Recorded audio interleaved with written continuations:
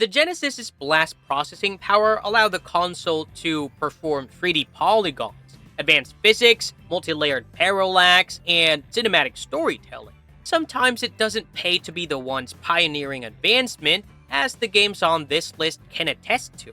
These games were either too weird for the mascot-driven market of the early 90s, or the public wasn't ready for their complexity.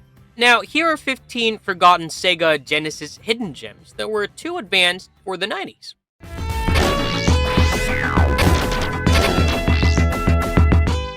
Gyarus, 1990. Developed by Telenet Japan, this game is a narrative marvel that somehow managed to cram over 10 minutes of fully animated anime cutscenes onto a standard cartridge.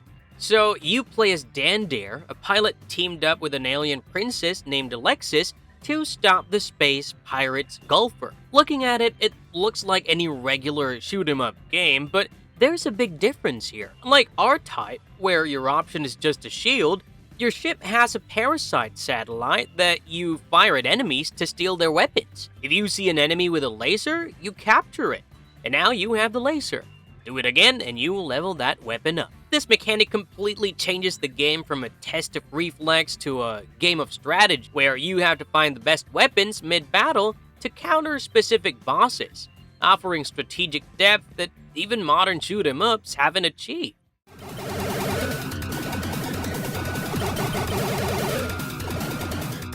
Veritex, 1991. Most people look at Veritex and dismiss it as a generic vertical shooter, but you don't play this game for the visuals.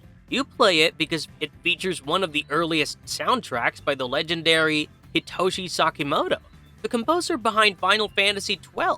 He pushes the YM2612 sound chip of the Genesis to produce a prog rock synth soundtrack that is so complex you'd mistake it for a CD quality recorded audio instead of a MIDI track. The gameplay itself has massacre difficulty. It's using a punishing checkpoint system instead of instant respawns, meaning if you die at a boss, you're sent back with reset weapons, forcing you to master the level perfectly. The bosses themselves feature multi-jointed sprites and bullet hell patterns that require you to find specific blind spots.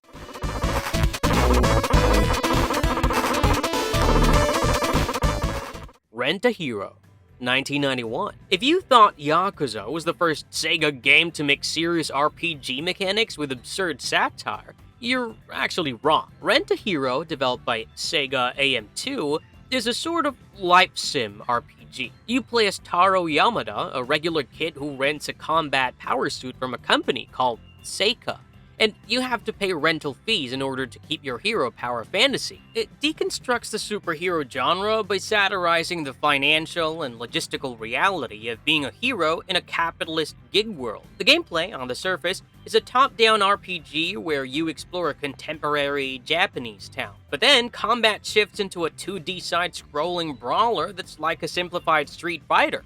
But you have to manage your spacing and use special moves rather than selecting attack from a menu like other JRPGs. This mix of life sim elements, real-time battery management for your suit, and action brawler combat was too ahead of its time.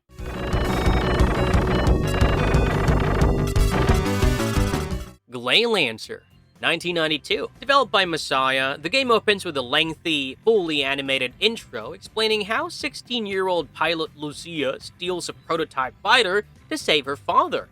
The presentation is top tier with buttery smooth parallax scrolling that gives the space battles a massive sense of scale. It has a cinematic flair you only see in RPGs, making you care about why you're shooting down these enemies. The gameplay hook here is the mover system, where you program how your satellites behave from 7 different formations. You can have them shadow your movement, rotate for 360-degree protection, or auto-target enemies. The most tactical option lets you lock their aim direction while moving freely, effectively giving you twin-stick shooter controls on a 3-button controller. It rewards experimentation and engineering your way to victory, offering a level of depth and tactical shooting that's still unheard of in this genre to this day.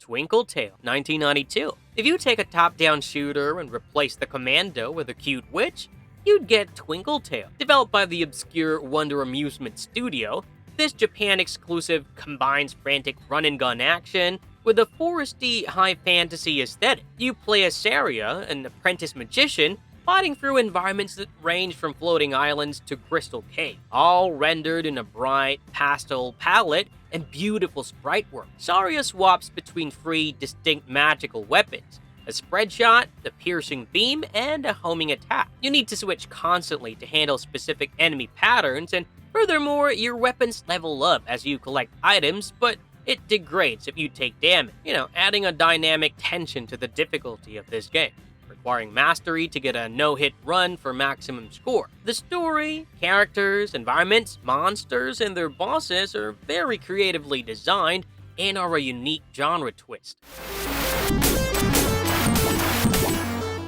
Vixen 357, 1992. Developed by Messiah, the devs behind Langrisser, Vixen 357 is the grandfather of the tactical mech RPG, predating Front Mission. While other RPGs were doing high fantasy adventures, this game followed the footsteps of Gundam, a hard-boiled sci-fi anime plot involving a brutal civil war.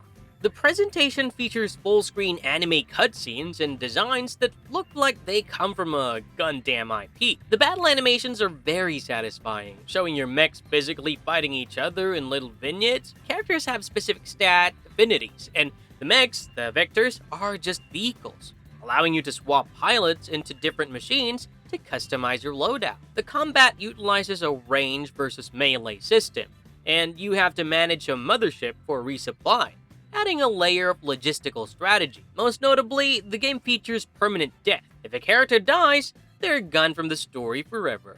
A feature that won't be lauded until XCOM 2 releases years later. Ranger X, 1993. One of the most technically impressive games on the Genesis, Ranger X, developed by GAU Entertainment, feels unreal running on the 16-bit Genesis. It uses specific technical tricks to bypass the color limit, displaying amazing gradients and beautiful visuals. You pilot a mech accompanied by a support vehicle, the X-Up, fighting through massive non-linear levels and battling bosses that use pseudo 3D effects to rotate and scale smoothly. The controls for this game are also complex, making full use of the 6 space buttons. You control your mech's movement and aiming independently, allowing it to boost forward while firing backwards. Essentially a twin-stick shooter on a controller without any sticks. You also have to command your X-Up support unit separately, creating a mental and hand-eye coordination juggling act when you're managing fuel, heat, and 2 separate vehicles, and separate moving and aiming simultaneously. It's a very steep learning curve that offers unparalleled control once you master it.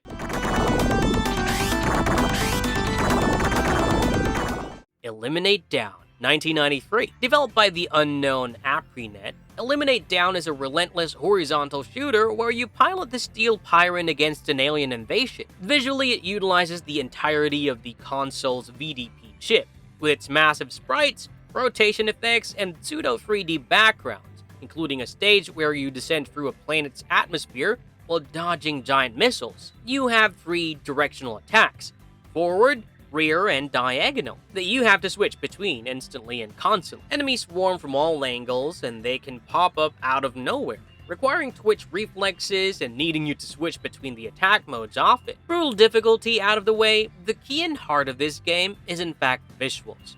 Every single sprite on screen seemingly moves and animates. There's always something happening on your screen to keep you on your toes. It's one of the best looking shoot 'em ups on the Genesis.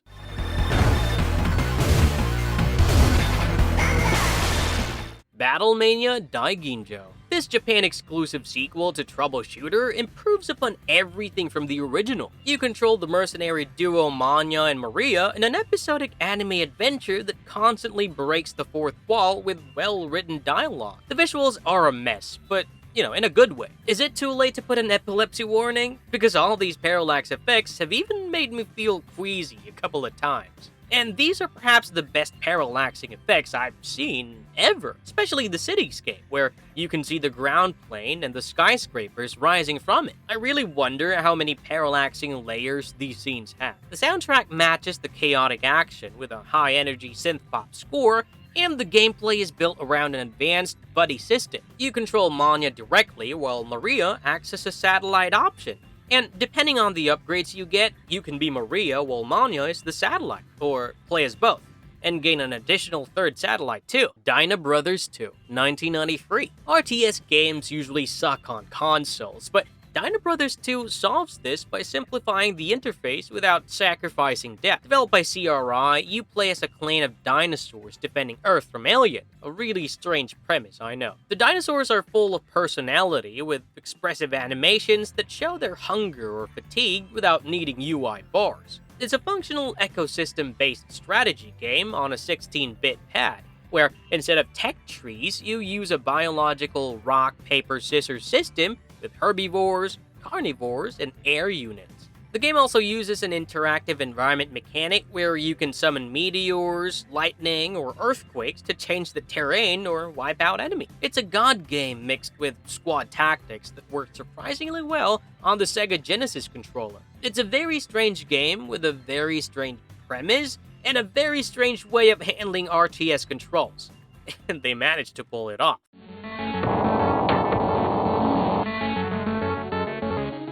Red Zone, 1994. Developed by Danish demo scene wizard Zyrinx, Red Zone is a technical feat that opens up with actual full-motion video running on the stock cartridge.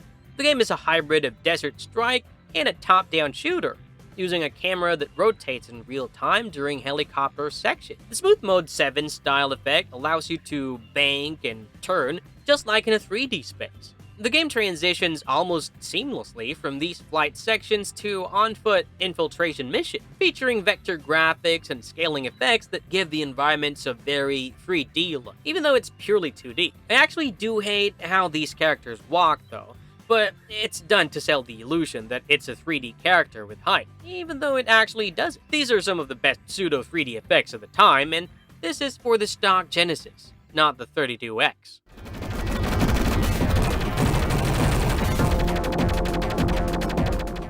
Subterranea, 1994. Subterranea, also by Zyrinx, adds physics simulations to a side-scrolling shoot-'em-up. Man, the people at Zyrinx really do love experimenting with advanced tech, don't they? You pilot a prototype fighter through underground caverns where you have to fight gravity to fly through these levels. You must feather your thrusters in order to hover, rotate to aim, and manage your momentum while dodging enemy fire. You have a limited fuel gauge that drains when you thrust, forcing you to use gravity to fall efficiently.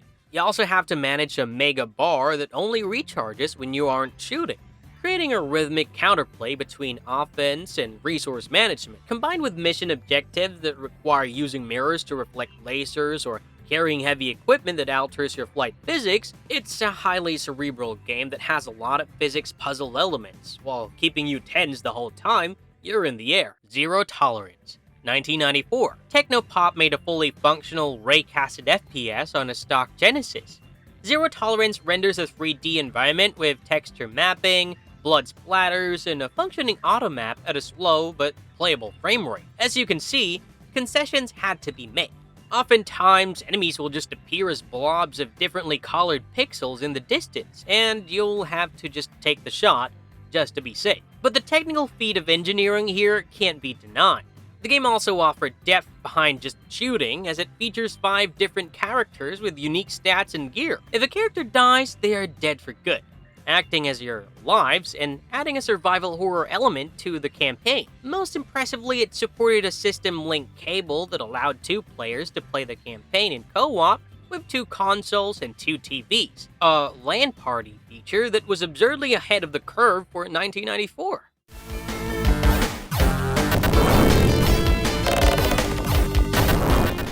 Panorama Cotton, 1994. I will admit, I'm not a big fan of Space Harrier-like games, but Panorama Cotton is technical witchcraft. See what I did there? Developed by Success, this cute-em-up kinda does run circles around Space Harrier.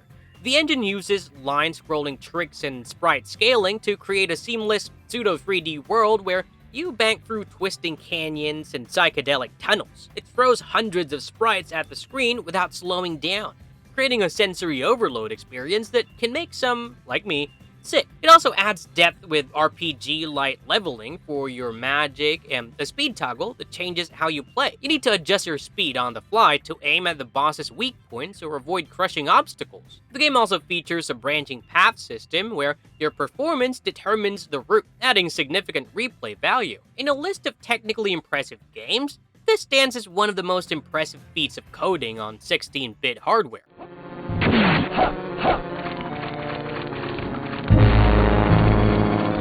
Beyond Oasis, released in 1994 in Japan and 1995 in the USA. Beyond Oasis, aka The Story of Thor, is said to be the king of Genesis action RPGs. Developed by Ancient and Yuzo Koshiro, it blends Zelda-style exploration with Streets of Rage combat, and it heavily reminded me of the original Legacy of Kain for the PS1. You play as Prince Ali, using a golden armlet to govern elemental spirits. The visuals feature massive anime-style sprites, and the soundtrack is a late romantic orchestral score that's surprisingly rich for the system, making a cinematic masterpiece of a game. Going back to the elemental spirits, unlike other RPGs, here you don't just pick a spell from a menu. You have to find the element in the environment. For example, you can shoot a light ball at a torch to summon the fire spirit, or at a puddle to summon the water spirit, making the world your spellbook and requiring you to maintain environmental awareness. It creates a reactive, dynamic world where environment and combat rely on each other. You know, it wasn't until I was halfway through this list that I remember the 32X extension for the Genesis, turning it from a 16-bit machine to a 32-bit one. Perhaps I should make a similar list for the 32X games, huh? But these games show that the stock Genesis was a powerhouse, so long as you had the creativity and perseverance to make something good.